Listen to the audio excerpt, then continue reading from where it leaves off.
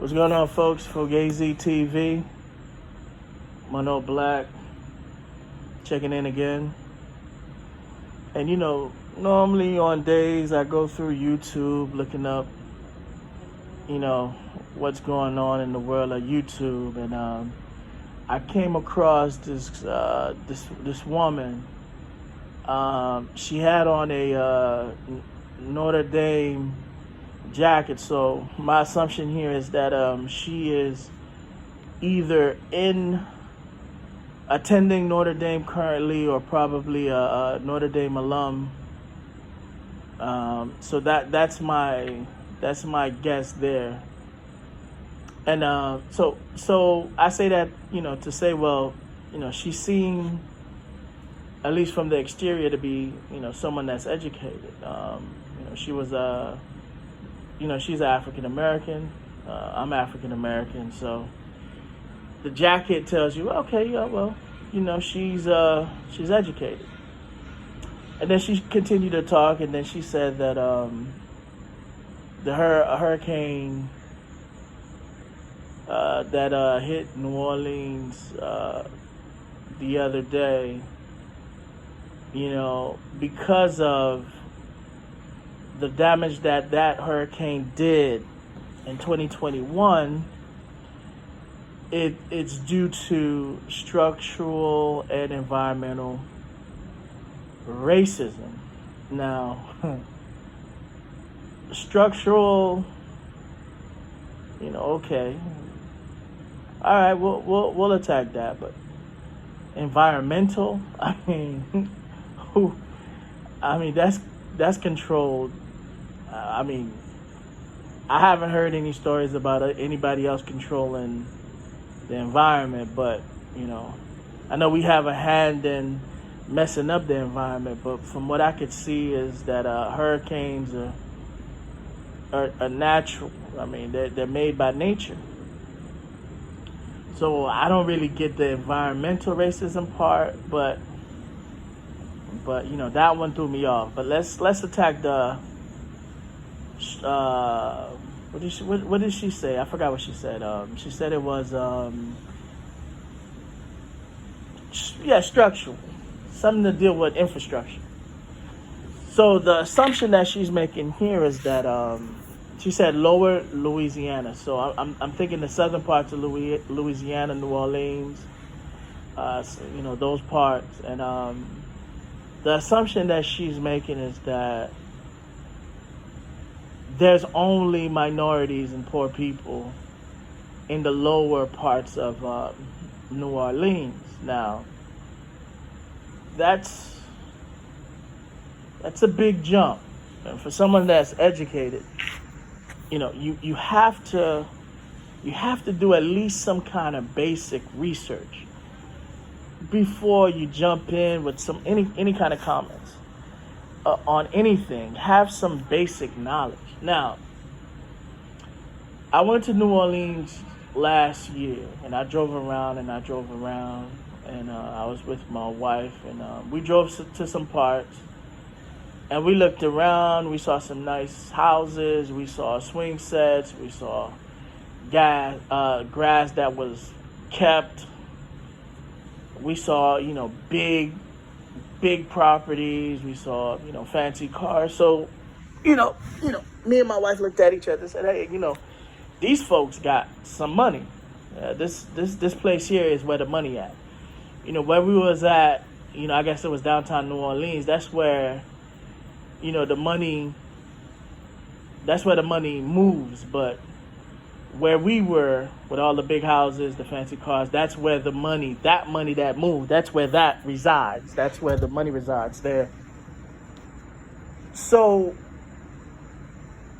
and I looked around, I saw, it was a nice neighborhood. I won't lie to you, I saw predominantly white folks. So her theory there doesn't hold weight, or doesn't hold water, because there's wealthy areas in the southern part of New Orleans. I don't know if she knew that, but that's why, again, when you say certain things, there has to be some kind of fundamental, some basic research. You know what I mean? I did another research on the southern part of Louisiana and found out that the majority of that area, there's 51% of it is above sea level. So that means 49% of it is below sea level. And some parts are below 8 feet below sea level.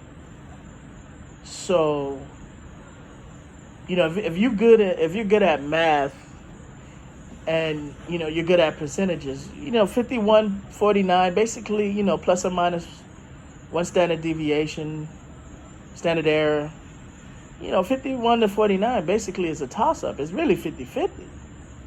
So 50% of that area is below sea level.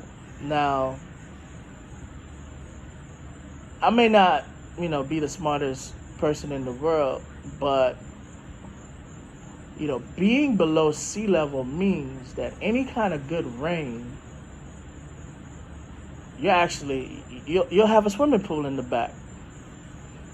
Any kind of good rain, you're flooded. So what kind of structure is she, or what kind of infrastructure is she saying, or that, people could potentially have to withstand not only being below sea level, but getting any kind of rain to not be able to flood? Right? You're below sea level. These things are going to happen. I don't know any kind of technology that stops places that's being flooded. Majority of my time, in Florida, I spent in Miami. Now, Miami has a lot of nice areas, a lot of, ghettos too. But any kind of hurricane southern part of Florida too. There's a lot of us that's below sea level as well. So any kind of good surge or any kind of good rain, good amount of rain, there's places that's flooded. And I think it's like 3-4 years ago, there was a storm that came through, could be 5. Storm came through South Florida. I mean, it flooded Brickell. I mean, it flooded Brickell, parts of Coral Gables, parts of Miami Beach. And if you know anything about Florida, Brickell, Coral Gables, Miami Beach, that's where the money is. I mean, even downtown Miami was flooded. Downtown is like the mecca of where things, I guess, financial transactions happen. I mean, so how could you say, these things are racist? Again, you can't base your logic or base what you say off emotions. You have to base it on logic. And I can tell you one thing. If I was in a place that I considered to be structurally and environmentally racist, whatever that means, I would leave. I mean, I would leave, right?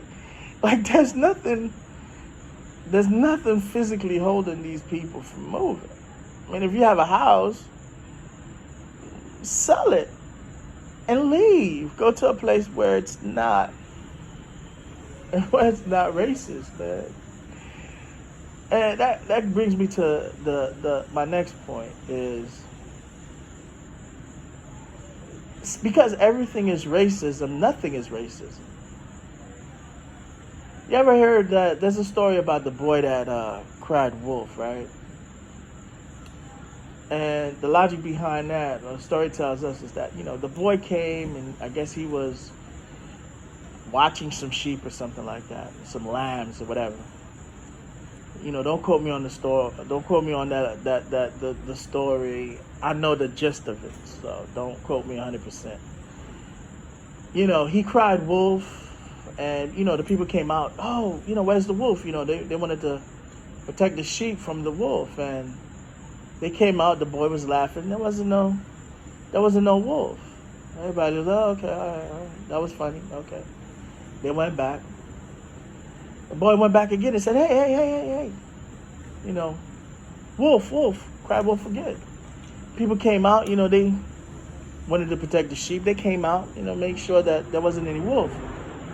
Now, the boy came out and cried, wolf, wolf, wolf, wolf, wolf. But this time, there was a wolf.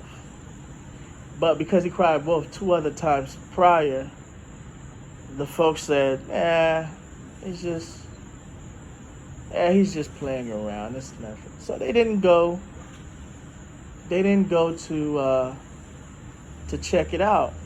And the boy's like, whoa, he's crying. Hey, it's wolf. I'm not joking this time. It's really a wolf.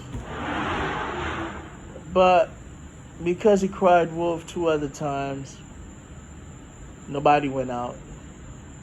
And the wolves, could have been wolf or wolves, I'm not sure, enjoyed themselves a nice meal. And if anybody is wondering, Stuart Little was loosely based off of the boy that cried wolf. So, is there racism in this world? I'll answer it like this. I'm in South Florida. I've been around a lot of Latin folks, Hispanic folks, for the majority of my working life. And there's people from other countries that speak the same languages, but they don't really like Cubans. And then some other folks don't really like, Mexicans. And some groups don't like Colombians. And certain groups don't like Brazilians. And if you're from Spain, a lot of Spain they don't really like any other groups of the Latin folks, because they feel like they're not really true Latin. They're not true Latin folks. They're not the purebloods. There's African Americans that don't like Haitians. There's Haitians that don't like African Americans. There's Africans that don't like African Americans. There's Jamaicans that don't like Haitians. I mean, if you go to the island of Hispaniola, you'll find out that even though 2 groups of people share one island, Dominicans don't really like Haitians like that, and Haitians don't really like Dominicans like that, and they share an island, right? And believe it or not, a lot of people don't believe that. There's some white people that don't like other white folks. It's shocking, right? So what do you expect if someone that looks pretty much the same or have the same or share the same language don't like each other? What do you think people that don't look like each other will treat each other? And to say that, there's a lot of people that just don't really care. Like, they don't really care. They're just focused on what they have to do for that day, what they have to take care of, what kind of problems they have. Man, I have a lot of work and, issues that I need to solve and pass on to maybe the next week or something like that. I don't have time to be thinking about if somebody racist or not. Who has this time? Who has this time there's some bad people in the world. And they're just bad people. They treat black people like crap. They treat white people like crap. They treat Latin people like crap. They just bad people. And yes, there's bad people that are white. And there's bad people that are black. And every group of people have people that are bad. And there's another YouTuber, probably gonna take this from him, but he says that the internet it doesn't make black people or African American people look right. And I tend to agree because if an Asian person came out and said something that was not well thought of or thought out, you know what I mean? Asians would be like, well, people would be like, well, that's just the outlier. Normally Asians are, solid logically. That's just the outlier. That's the one when you introduce someone new to the family. That's the one you introduce last, like, with the kids. Not even the kids that are like second grade, like the kids that are just learning how to speak. You introduce that person when you. Sometimes they might not even introduce you to this person. They're like, they may even give this person the nickname of, below average. They may not even introduce you. Be like, hey, you didn't introduce me to him. No, that's below average. Below average. That's below average. Let's go over here. You know what I mean? So you gotta think these things out, man. And the more we keep saying that everything is racism, when a lot of these things could be solved,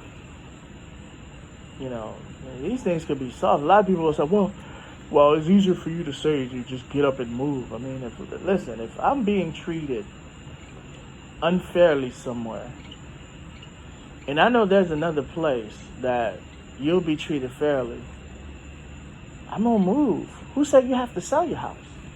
Why you just don't rent it? You could rent it, move, and have someone manage that property for you, get paid, every month, and they'll do the upkeeping for you. You know what I mean? So